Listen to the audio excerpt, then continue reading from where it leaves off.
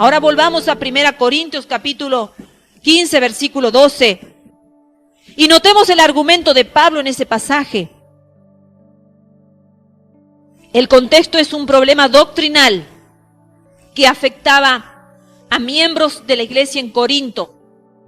Algunos de ellos ponían en cuestión la resurrección de los creyentes. Y así protestó Pablo a ese problema, esa problemática, que había unos que creían en la resurrección de los creyentes. Acuérdense en que estaban en ese proceso de poder entender lo que quizás para nosotros es fácil hoy entender, porque de generación en generación se nos ha ido contando que Jesucristo ha muerto y ha resucitado y ha sido incorporado en nuestro interior, pero para muchos de ellos que venían, como les dije al principio, con esa idea preconcebida, judaizante, de que Jesucristo vendría a destruir un imperio como un rey todopoderoso, era una cuestión bastante complicada. Era un tema doctrinal que no lo podían desarraigar de sí mismo. Entonces, a ese problema se tiene que enfrentar Pablo allí en la iglesia de Corintio. Y dice, si se predica que Cristo resucitó de los muertos, ¿cómo dicen algunos entre vosotros que no hay resurrección de muertos? ¿Puede alguien imaginar creyentes sin esperanzas de resurrección? La prueba de Pablo de que el cristiano tiene la esperanza de la resurrección es la propia resurrección de Cristo, hermanos. Leemos a partir del versículo 13 de 1 Corintios capítulo 15, que dice lo siguiente el apóstol Pablo: si no hay resurrección de muertos, tampoco Cristo resucitó. Y si Cristo no resucitó, nuestra predicación es vana, y vuestra fe también es vana. Es decir, si el origen de la resurrección, que es Cristo, no resucitó de los muertos, entonces no hay esperanza alguna para nosotros. Pero si Cristo resucitó, entonces tenemos esperanza. ¿Te das cuenta, hermano, la profundidad de lo que es la resurrección? Pablo da entonces un paso un poco más, diciendo, y si Cristo no resucitó, nuestra predicación es una mentira. Pero si Cristo resucitó de los muertos, entonces nuestra predicación es verdadera y el cristiano tiene esperanza. De hecho, en el versículo 19, Pablo declaró que si nuestra esperanza en Cristo se refiere solo a esta vida, entonces somos los más miserables de todos los hombres. ¿Por qué? Porque la esperanza del cristiano, amigo que estás escuchando, no está en este mundo, sino en el venidero. Y el comienzo del mundo venidero coincide con la resurrección de los creyentes.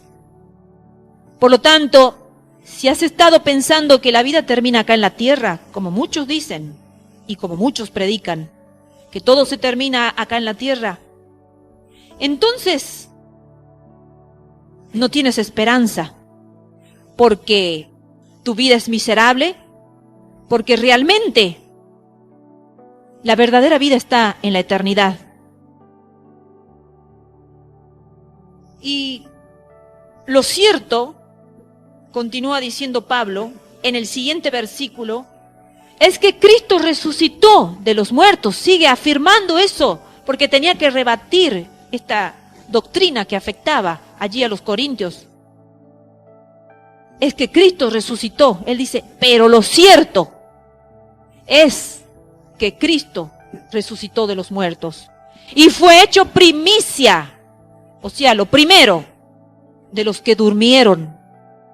Y luego en los versículos 21 y 22 hace esa afirmación en relación a los conceptos de en Adán y en Cristo. Dice así, porque así como la muerte vino por un hombre, también por un hombre vino la resurrección de los muertos. O sea, la muerte, recordemos que vino por Adán, nuestro primer padre. Y por un hombre, Jesucristo, vino la resurrección de los muertos. Y hay que notar que hombre figura ambas veces en singular. ¿Quién son esos dos hombres? Que lo acabo de decir, pero lo voy a volver a reiterar. ¿Quiénes son esos dos hombres? Uno de los cuales te trae la muerte y el otro la vida. El versículo 22 lo dice. Porque así como en Adán todos mueren, así en Cristo todos serán vueltos a la vida. Recuerda bien el contexto. Pablo no está aquí considerando simplemente a toda la raza humana en Cristo. Es decir, no está tratando aquí solo de la verdad del Evangelio en su aspecto objetivo, sino que va hasta la experiencia subjetiva del creyente. ¿Tienen esperanza de resurrección los cristianos que han aceptado la verdad tal cual es en Cristo? La respuesta es sí. ¿Por qué? ¿Cuál es la garantía de nuestra resurrección? La resurrección de Cristo. Sigue diciendo el versículo 23, pero cada uno en su orden, Cristo la primicia, después los que son de Cristo en su venida. Cuando Cristo venga, hermanos, si yo muero, si tú mueres, vamos a ser resucitados y nuestros cuerpos transformados. Primero, dice, los que durmieron y después los que hayamos quedado. Los que hayan quedado con vida, si soy yo, eres tú. ¡Qué maravilla! Podemos decir que si morimos, vamos a ser resucitados, porque Cristo fue la primicia de la resurrección. La resurrección de Cristo, hermano, entonces es la garantía de la resurrección de todo creyente. Pablo dirigió esas palabras a los creyentes en Tesalónica. Dice así, 1 Tesalonicenses capítulo 4, versículo 14. Creemos que Jesús murió y resucitó, y que Dios traerá con Jesús a los que durmieron en él. Y en el versículo 15 y sucesivos explica cómo el Señor mismo descenderá del cielo con aclamación, con voz de arcángel, y los muertos en Cristo resucitarán primero. Luego nosotros, los que vivamos, los que hayamos quedado, seremos arrebatados junto con ellos en las nubes, tras haber sido transformados en un abrir de ojo de la corrupción, o sea, de nuestro cuerpo corrupto a la incorrupción, o sea, un cuerpo a imagen y semejanza de nuestro Señor, para recibir al Señor en el aire. Qué hermoso que el apóstol Pablo puede escribir esto. En ese tiempo él ya estaba hablando como que él iba a experimentar de ver al Señor venir a buscar a su iglesia. Él ya escribía esto como esperándolo a Jesucristo. Si él ya podía hablar en ese punto de poder sentir que la venida del Señor ya estaba cerca, ¿cuánto más nosotros, hermanos? Que los tiempos ya nos están diciendo que la venida del Señor está muy pronto, que la llegada de nuestro amado Salvador, a quien estamos predicando, murió y resucitó, viene a buscar a su iglesia, a su esposa amada. El asunto, continuando con esta problemática que Pablo está tratando de hacer entender, es que debido a que Jesús conquistó la tumba, nosotros los creyentes tenemos la esperanza de la resurrección. Un último texto al respecto dice en 1 Pedro capítulo 1, 3, dice: bendito el Padre y Dios de nuestro Señor Jesucristo, que según su gran misericordia nos regeneró en esperanza viva por la resurrección de Jesucristo de entre los muertos. Dicho de otro modo, la resurrección de Cristo es nuestra esperanza. Nuestra esperanza no está en este mundo, sino en el venidero. Aparecemos ante Él perfectos en Cristo, pero dado que tenemos un cuerpo mortal, todos estamos sujetos a la muerte, la que la Biblia llama la primera muerte. Pero para el cristiano esa muerte es simplemente sueño, y sueño significa un descansar, un reposo. Es la muerte que hemos analizado miércoles anteriores, que no era la que venció Jesucristo en el madero. Jesucristo venció la segunda muerte, pero la que nosotros vamos a tener es la primera muerte, que es un simple descanso, que es un simple reposo, hasta que el cuerpo luego sea resucitado y glorificado, para que pueda así ese cuerpo ascender a los cielos con Jesucristo. Y así Pedro añade en 1 Pedro 1:3, que acabamos de leerlo recién: bendito el Padre y Dios de nuestro Señor Jesucristo, que según su gran misericordia nos dio la esperanza viva mediante la resurrección de Jesucristo. Querido amigo, querida amiga que estás escuchando en esta tarde de la resurrección de nuestro Señor Jesucristo, quizás estás escuchando, quizás por primera vez, de la cruz de Cristo. Debes ser paciente en todo sufrimiento que te envíe Dios.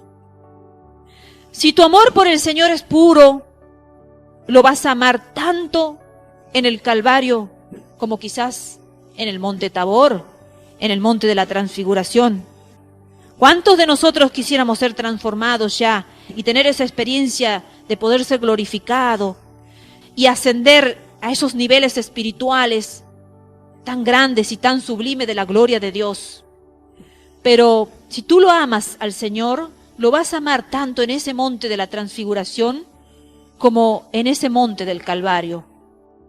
El Señor Jesús amó a su Padre tanto en el monte Tabor, donde fue transfigurado, pero no lo amó menos allí en el Calvario, donde fue crucificado y abandonado por el mismo Padre.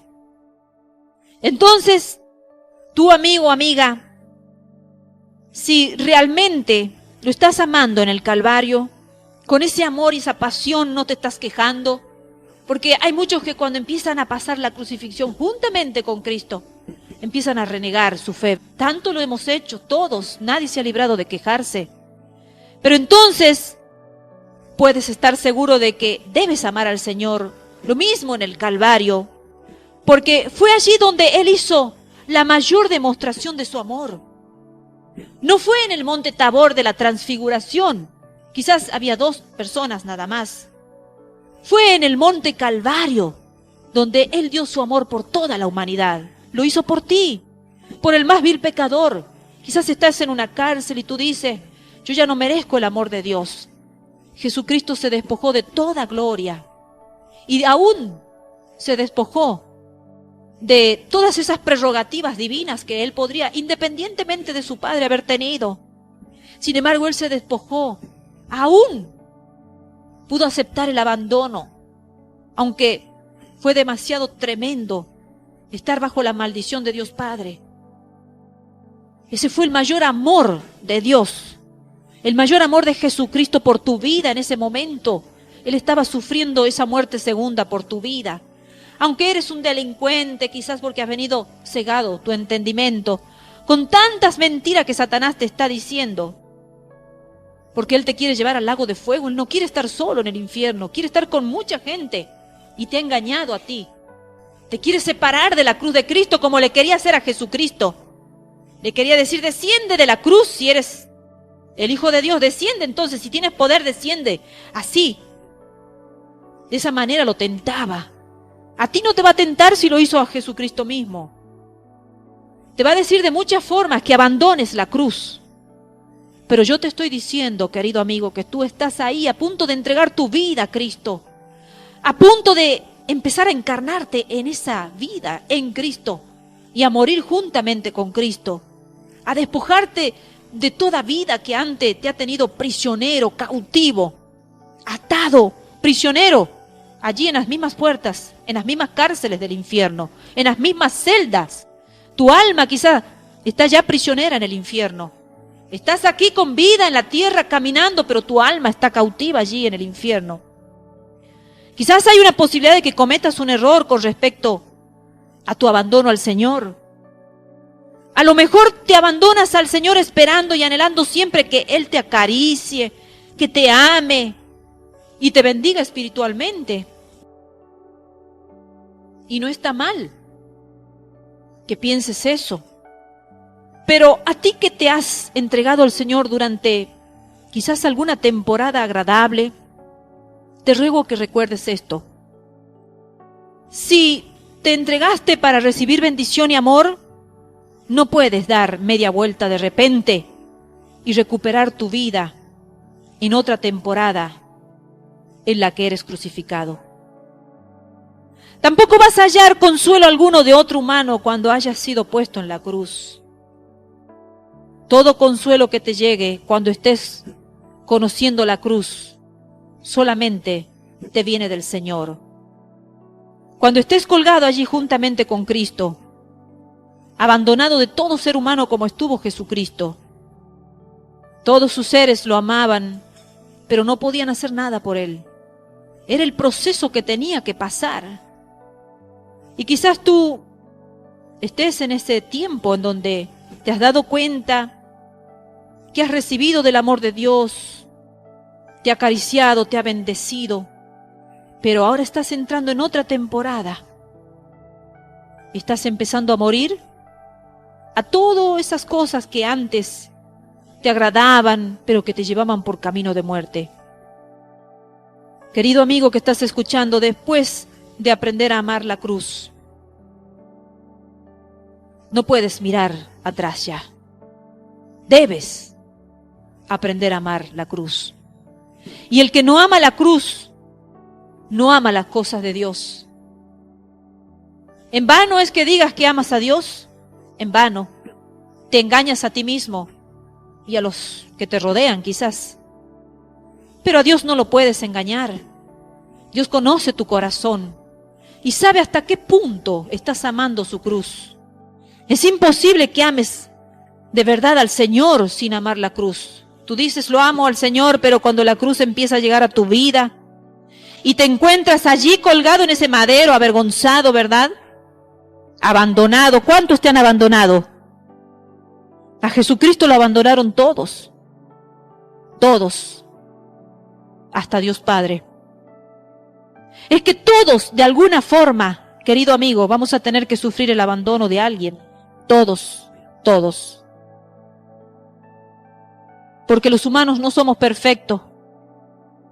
No sabemos amar hasta que no conocemos la cruz de Cristo. Quizás tu madre, tu padre, ¿te han abandonado? Es porque no han conocido la cruz de Cristo. Por eso tienes que orar por sus vidas. Porque una persona que conoce la cruz de Cristo no puede abandonar. Tienes que tener misericordia y clemencia por aquellos que abandonan. Porque cuando conocemos la cruz de Cristo, conocemos el amor de Dios. El creyente que ama la cruz encuentra que hasta las cosas más amargas que se le presentan en la vida son dulces. Y las Escrituras dicen en Proverbio 27:7, la segunda parte, al hambriento todo lo amargo es dulce. ¿Cuánto anhelas tener hambre de Dios? Vas a tener hambre de Dios y lo vas a hallar en la misma proporción en que tengas hambre de la cruz de Cristo. Por eso si tú dices, yo voy a vivir la vida a mi manera, a tu manera no la puedes vivir. Voy a vivir la vida a la manera de Cristo. Y la manera de Cristo es la crucifixión. Es morir a todos tus intereses, a todos tus deseos, a todos tus anhelos de ser amado. ¿Quién no anhela en esta tierra ser amado? Si somos seres que necesitamos amor. Hasta un bebé recién nacido necesita que por lo menos un dedo se le acerque y lo toque. Porque si no lo toca, ese bebé muere. Somos seres necesitados de amor. Pero ¿qué amor estás buscando si no hay amor más sublime y más grande que el amor de Dios, que entregó a su Hijo para que muriera y resucitara? Es aquí el principio espiritual verdadero que no va a negar. Dios nos da la cruz Y entonces la cruz nos da a Dios. ¿Quieres encontrarlo a Dios realmente? Entonces, entrégate a la cruz de Cristo. Porque cuando tú te entregues a la cruz de Cristo, Dios se te lo va a revelar como el Dios de amor, como el Dios de resurrección que hemos estado viendo. Ya tu vida no va a ser una tumba. Quizás sea una tumba, pero vacía, como lo fue la vida de Jesucristo cuando resucitó. Quizás estás viviendo como muerto, porque te han matado tu vida. Y quizás te han metido en un sarcófago, y quizás debajo de la tierra. Pero hay una solución, hay una resurrección para tu vida, amigo, amiga. Ve a la cruz de Cristo, entrégate corporativamente, muere con Cristo, para que puedas salir debajo de la tierra, debajo de ese sarcófago que muchos te han puesto, y resucita a una nueva vida con esperanza en Cristo. Solamente en Cristo hay esperanza, no en los hombres. En Cristo solamente hay esperanza. ¿Quieres experimentar la resurrección si es que te toca morir acá en la tierra? La resurrección gloriosa. Cuando Cristo venga a buscar a su iglesia, entrégate ahora. Dile al Señor Jesucristo, perdona todos mis pecados. Yo ya no quiero más seguir viviendo esta vida de pecado. Me arrepiento, sé que tu sangre derramada en la cruz del Calvario me limpia de todo pecado. Y enséñame a vivir la crucifixión para que tenga derecho legal a que tu sangre me pueda limpiar de todos mis pecados. Y empieza a vivir esa vida de crucifixión. Empieza a vivir y a experimentar lo que Jesucristo experimentó. Quizás tu familia te empiece a despreciar. Quizás te empiecen a mirar como una persona rara. Es preferible pasar ante los ojos de los hombres como persona rara, trastornada quizás, pero ante los ojos de Dios, una persona renovada, transformada, hecha imagen y semejanza de nuestro Señor Jesucristo, para que no haya ningún peso que te deje acá en la tierra cuando Él venga a buscar a su iglesia. Dile al Señor Jesucristo, límpiame con tu sangre, porque la palabra del Señor dice que la sangre del Señor Jesucristo nos limpia de todo pecado. Pero los hombres no tenemos poder de perdonar pecado, por más buenas personas que intentemos ser acá en la tierra. Dios nos justifica por medio de su muerte, sí. Dios nos redime y nos santifica. Pero el único que resucitó y hoy está sentado allí a diestra de Dios Padre es Jesucristo. Ve a Él, arrepiéntete ante Él, porque ante Él pecamos. Todos tus caminos de pecado y de transgresión aquí en la tierra, hecho a los hombres, hecho contra tu propio templo, es contra Dios mismo, porque somos hechura de Dios. El hacedor es nuestro Dios. Entonces, cuando pecamos contra nuestro cuerpo o contra nuestros semejantes, estamos pecando contra el hacedor de nuestras vidas. Entonces, arrepiéntete y dile, Señor, yo me arrepiento y no quiero nunca más volver a vivir esa vida ensimismado en mí, en mis pensamientos, cegado por el enemigo, cegado por Satanás que me llevaba hacia la condenación del infierno, de la separación de ti. Dile al Señor, inscribe mi nombre en el libro de la vida. Y Señor, ayúdame a ser de hoy en más tu ovejita. Déjalo a Jesucristo que sea tu buen pastor, que te lleve a los pastos delicados. Y el buen pastor te va a llevar a una iglesia donde puedas alimentarte. Deja que el Espíritu Santo te indique dónde tienes que congregar, porque en alguna iglesia tienes que congregar. Aliméntate en tu casa, compra una Biblia, léela, y si no la entiendes, ve a una iglesia. Siempre va a estar el pastor, van a estar los hermanos, diáconos, ancianos, los evangelistas, los maestros, los profetas, que te van a enseñar lo que quizás tú no puedes entender. Entonces, luego, bautízate y anda en novedad de vida, en una vida diferente a la que antes vivías, con esperanza. Dios te bendiga, querido.